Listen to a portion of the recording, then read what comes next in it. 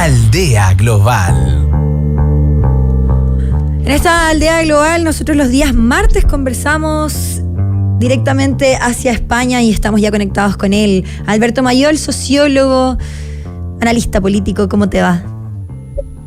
¿Qué tal? ¿Cómo están ustedes? Todo bien, aquí estamos. Alberto, han pasado hartas cosas durante estos últimos días, durante estas últimas horas. Vimos al presidente Gabriel Boric en el estadio el fin de semana y también vimos la nota de La Tercera que el presidente rechazó fuertemente a través de su cuenta de Twitter. Y Carabineros, claro, previamente, en donde la nota de La Tercera todavía, que todavía está arriba, dice que fueron 50 efectivos policiales que desplegaron para la ida del presidente al estadio, y fue enfático el presidente en desmentir eso y de hecho decir de que es importante aclarar todo eso.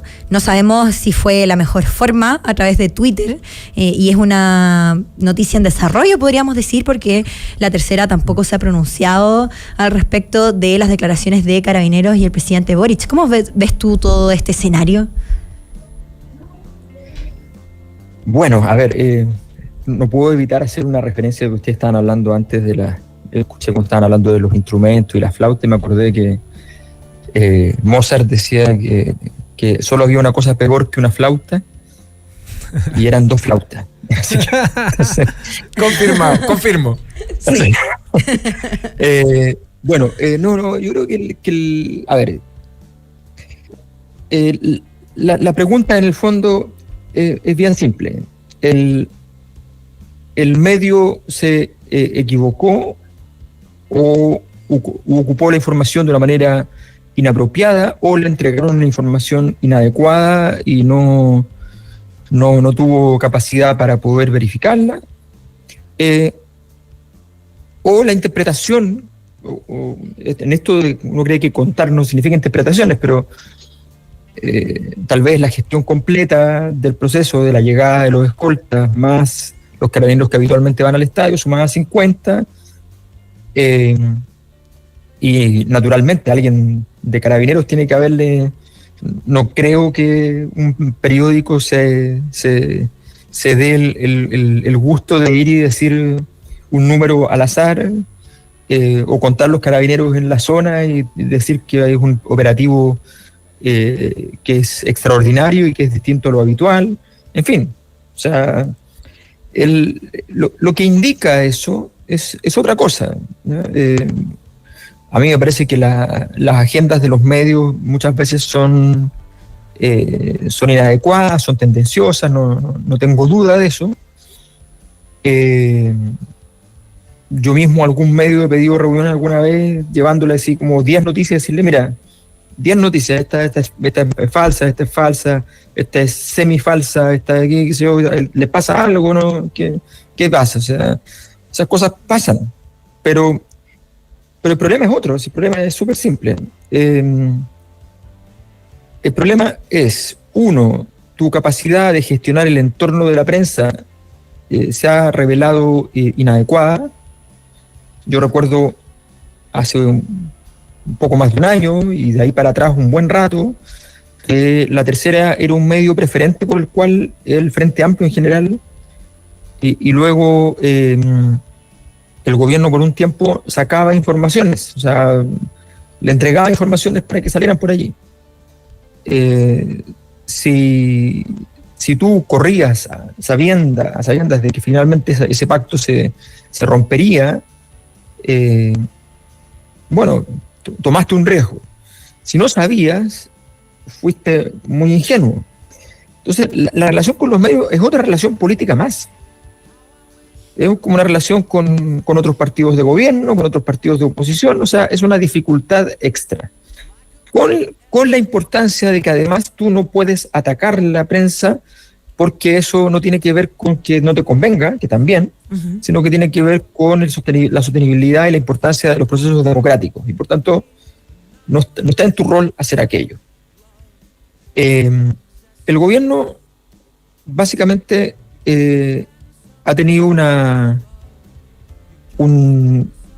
sostén comunicacional en las habilidades personales del presidente, de Camila Vallejo, de Carolina Toá, desde que entra ella, son sus habilidades comunicacionales, del ministro Marcel, han sido los pilares de la estructura comunicacional. Pero eso no significa que tenga una estructura comunicacional. El gobierno tiene un problema comunicacional, tiene un problema de cómo se relaciona con la prensa.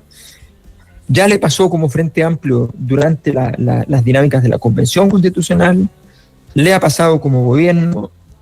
Hay un problema que la gente reduce, en mi opinión, al análisis sobre la SECOM, y que reduce a un argumento que es muy manido en los gobiernos, que es decir, que el problema es meramente comunicacional, que resulta que se hacen muchas cosas, pero la gente no se entera. Todo eso lo ha dicho Piñera, lo ha dicho Bachelet, lo han dicho todos los gobiernos cuando andan mal. Y los gobiernos, por definición, hacen muchas cosas. Si no hicieran muchas cosas, no serían gobiernos, tendrían la cantidad de trabajadores que tienen, 3.000 cargos de confianza del presidente. O sea, estamos hablando de que es una cosa lógica, no tiene ninguna gracia. Por tanto, todo esto es un enredo que es habitual y que tiene que ver con el desgaste de un gobierno, que tiene que ver con los niveles de estrés, pero que eso no es excusable, porque finalmente la prensa tiene derechos constitucionales garantizados que le permiten incluso salir con una noticia no confirmada adecuadamente. Y si tú le das importancia a ese medio, entonces el medio logró más.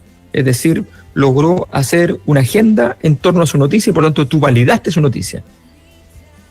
Uh-huh. La validaste en la práctica porque esa noticia tuvo capacidad de generar un efecto político. Y el problema de entonces, en política no existe realmente la distinción de forma y fondo. Existe para efectos de cuando te falta cuando te falta fondo. Tú puedes decir esto es pura forma, no tiene fondo, como las actitudes performáticas, esas acciones que no van a ninguna parte, ¿no? Pero cuando uno habla del fondo, el fondo es forma también en política. O sea, si el presidente comete un error formal frente a la prensa, que ya lo cometió siendo candidato en un debate, que ya lo cometió siendo presidente cuando increpa a alguien que le está tomando una foto hacia el interior de su despacho. Uh-huh. Y que lo comete ahora destempladamente, de modo público, diciendo, básicamente, declarándole al mundo que le importa muchísimo lo que diga el periódico La Tercera, que es algo que le quita el sueño. Porque de momento nadie había hecho una agenda con ese tema, nadie había tomado en la derecha, no sé dónde, el tema de si había habido más seguridad, nadie había pedido un informe. Sí, él recogió el guante en Twitter y de hecho lo hace en Twitter y colgado de tiene casi 2 millones de alcance. Viste que uno puede ver el alcance de los tuiteos, tiene la cachada de likes, tiene más de 2.000 comentarios y casi 2 millones de alcance. Y además se suma porque todo esto ocurre en un entorno fútbol, porque el fútbol además es mucho más masivo y justo además también cuando el presidente del fútbol chileno lo acusó de populista también por esta noticia de que los deudores de pensiones, ¿cierto?, no iban a poder entrar al estadio, y también se lo acusó y tiene sentido con lo que tú decís, Alberto, porque ese también es un problema de forma y fondo. Sí, o sea, a ver, yo creo que hemos estado en unos días en que además esto ha aparecido muchas veces en muchas formas. O sea, Natalia Pergentili destruyó un argumento que puede tener relevancia y puede ser interesante de escuchar, y lo destruyó diciendo de la manera más absurda, no es procas, pero es procas, o sea, ridícula, no tiene ningún sentido, y por tanto destruye el argumento, porque la forma se come el fondo. Porque en la política, como en la, o sea, como cuando también en el caso del Congreso, cuando va el embajador de Israel, si tú quieres plantear el tema al embajador, se lo plantea, es una comisión, hay gente que puede hablar, o sea, es el parlamento, se conversa, no haces una performance para hostilizar al embajador, haces un punto político, planteas cuáles son tus posiciones respecto a un hecho le solicitas que se haga cargo del asunto o le dejas enviado el mensaje formalmente a través de una carta, le dices aquí está la carta que tiene que ver con esto que ha pasado en Israel respecto a Palestina. Tienes muchas formas de hacerlo que sean de forma y fondo las adecuadas, no obstante puedan ser, guarden un grado de hostilidad. Pero tú no puedes sencillamente hacer lo que hizo el presidente, que es una decisión además que toma privativamente él, sin concurso evidentemente de ningún órgano comunicacional. O sea, cuando toda la gente está diciendo esto es culpa de la SECOM, esto es culpa de la SECOM, bueno, pues el presidente tomó la decisión solo, es evidente. Uh-huh.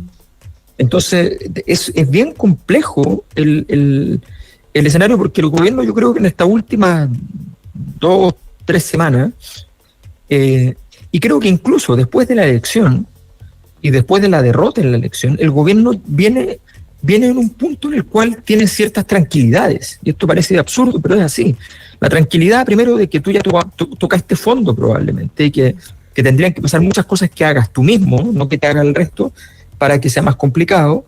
Le pasaste la pelota de la responsabilidad del escenario político a un tercero, del Partido Republicano, que no sabe qué hacer con esa pelota, no le va a costar aprender porque es un partido nuevo.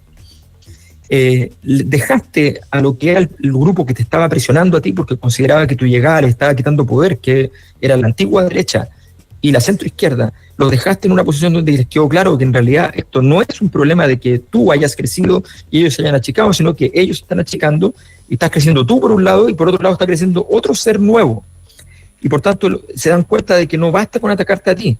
Entonces hay un cambio de escenario, y ese cambio de escenario favorecía al gobierno para poder decir, ya, ¿sabes qué?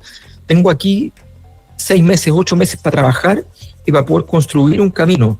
Ya tengo algunos proyectos que están funcionando, vienen cosas interesantes, el sueldo mínimo, las 40 horas, viene el tema de la Estrategia Nacional del Litio. Todo eso bien armado en términos políticos, no solo comunicacionales, bien armado puede tener peso. Bueno, pero se arruina esto, no necesariamente por siempre, pero tú pierdes la energía, esa energía acumulativa que es tan importante en política. La política, la gracia de que se acumule la energía y que de alguna manera llegue al punto en el cual esa energía se transforma en algo que puede ser capaz de recorrer un camino largo en el tiempo y que sea difícil de tenerla, ese envión es importante sostenerlo. Y el gobierno ha hecho con estas acciones, ha cometido el error de tropezarse consigo mismo y generar una situación que no tiene ninguna ventaja y solo son pérdidas, como también el error no forzado de lo que pasó en Iquique, sí, donde nuevamente surge el tema y donde el presidente nuevamente en una radio local va y dice, van a haber consecuencias de esto, promete consecuencias. ¿Qué significa? Que va a despedir gente, ¿qué es lo que está diciendo? Uh-huh. Entonces se compromete a algo que es genérico y que es interpretativo, y que la gente de aquí que va a estar esperando saber cuáles son las consecuencias. Claro, sí, pide disculpas y al parecer es una serie de eventos desafortunados lo que hemos visto durante estos últimos días y bueno, vamos a ver cómo se desenreda. Alberto Mayol, hoy día tienen La Cosa Nostra, ¿cierto? Hoy día sale podcast. Hoy día tenemos el podcast habitual de todos los martes. En Spotify a las 9 y a las 10 siempre en YouTube. En YouTube. Ahí vamos a estar atentos. Gracias, Alberto, por estar con nosotros aquí en esta Aldea Global. Te pasaste un abrazo hacia España. Muchas gracias, Alberto. Vale. Muchas gracias. Chao, chao.